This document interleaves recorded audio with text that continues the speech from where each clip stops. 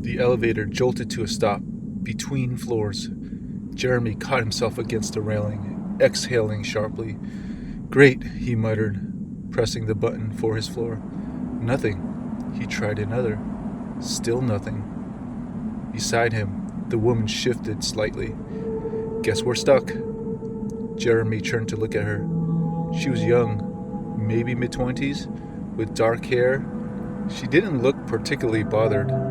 "Yeah," he said, "looks that way." He pressed the emergency call button. Silence. He pulled out his phone. No signal.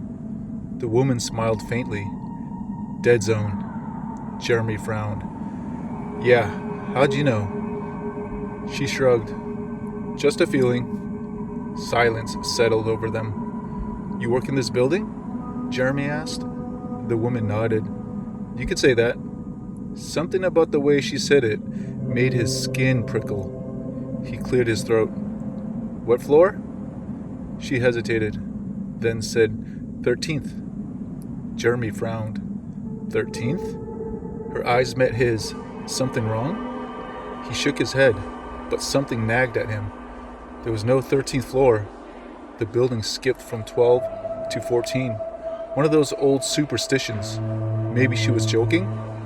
"You new here?" he asked instead. She tilted her head slightly. "No, been here for a long time." Jeremy tried to place her face. He'd worked in this building for months, but she didn't seem familiar. Yet at the same time... "Have we met before?" he asked. She smiled. "Once." "When?" Her eyes darkened slightly. "The last time you got stuck in here." Jeremy let out a nervous laugh. "Never happened before." Her expression didn't change. "Are you sure?" Something in her voice sent a chill down his spine. "Yeah," he said slowly. "I think I'd remember that." She studied him for a long moment, then exhaled softly. "You remind me of someone." Jeremy tried to keep his tone light. "Someone from around here?" She looked at him for just a second too long. "Something like that." The lights flickered. The elevator lurched back to life. The doors slid open to a quiet hallway. Jeremy stepped out first, glancing back as the woman exited. She walked past him without a word.